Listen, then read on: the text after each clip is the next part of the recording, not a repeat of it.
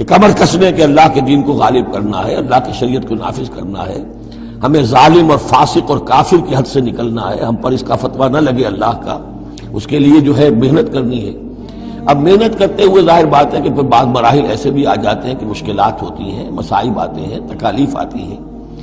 اگر اس مصیبت اور مشکل اور تکلیف میں آدمی کے قدم لڑکھڑانے لگے اور وہ کچھ پسپائی اختیار کرنا شروع کرے، تو یہ جو ایک نفسیاتی کیفیت ہے، جو لوگ اس میں مبتلا ہو گئے ہوں، یہ ان سے 3 آیتیں ہیں خطاب کرنے والی اہم ترین۔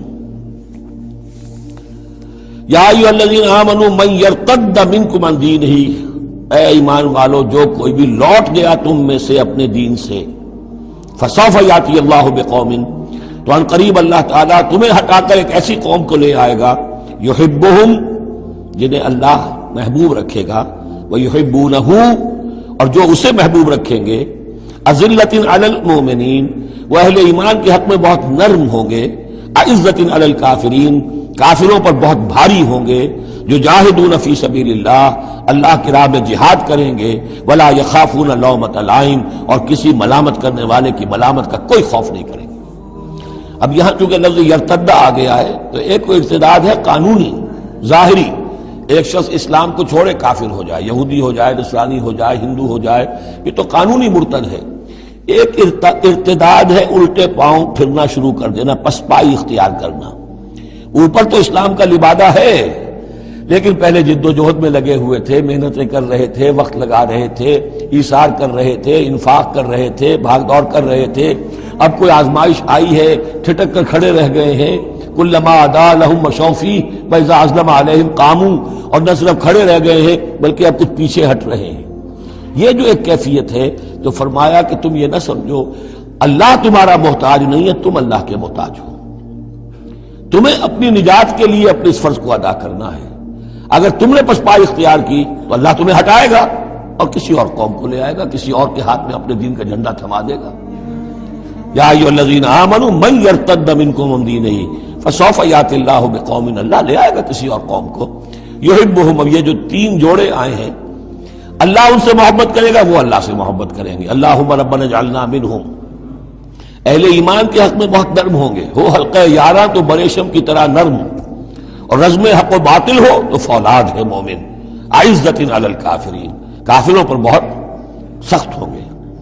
یہی بات آئی ہے پھر سورہ فتح کے اندر بھی، اشداء علی الکفار رحماء بینہم، آپس میں بہت رحیم اور شفیق، کفار پر بہت سخت۔ تیسرا جوڑا یجاہدون فی سبیل اللہ، اللہ کی راہ میں جہاد کریں گے، ولا یخافون لومۃ لائم، ان کے رشتہ دار، ان کے دوست کہیں گے کیا ہو گیا، دماغ خراب ہو گیا تمہارا، تم فینیٹک ہو گئے ہو، تمہیں اولاد کا خیال نہیں، تمہیں اپنی مستقبل کی فکر نہیں، ان کی پرواہ نہیں کریں گے۔ پھیرا نہیں واپس کوئی فرمان جنوں کا، اور تنہا نہیں لوٹی کبھی آواز جرس کی، خیریت جاں راحت تن صحت داماں، سب بھول گئی مصلحتیں اہل ہوس کی۔ اس راہ میں جو سب پہ گزرتی ہے سو گزری، تنہا پس زندہ کبھی رسوا سر بازار، گڑکے ہیں بہت شیخ سرے گوشہ منبر، اور برسے ہیں اور گرجے ہیں بہت اہل حکم بر سرے دربار۔ چھوڑا نہیں غیروں نے کوئی ناوی کے دشنام، چھوٹی نہیں اپنوں سے کوئی طرز ملامت، اپنوں سے کوئی طرز ملامت۔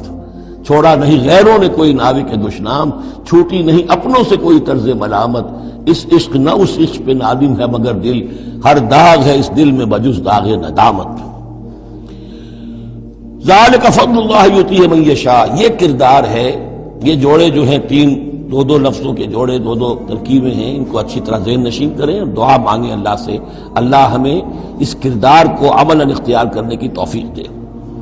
ذالک فضل اللہ یؤتیہ من یشاء، یہ اللہ کا فضل ہے، وہ دیتا ہے جس کو چاہتا ہے۔ واللہ واسع علیم، اللہ بہت وسعت رکھنے والا ہے، یعنی اللہ کے فضل کے خزانوں میں کمی نہیں ہے۔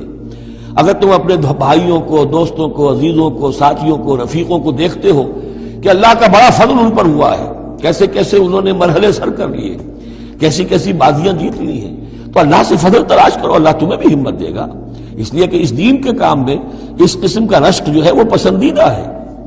حضرت عمر کو تھا نا خیال، کیونکہ ایک خاص وقت میں اس وقت ان کے پاس دولت کافی تھی، جب غزوہ تبوک کے لیے حضور نے کہا ہے کہ انفاق کرو، انہوں نے سوچا کہ آج میں ابو بکر سے بازی لے جاؤں گا، اس لیے کہ آج کل کاروباری لوگوں کے پاس کبھی وہ ہوتی ہے کیش جو ہے نقد سامان کچھ ہوتا ہے کبھی نہیں ہوتا، سارا معاملہ قید پہ گیا ہوا ہے.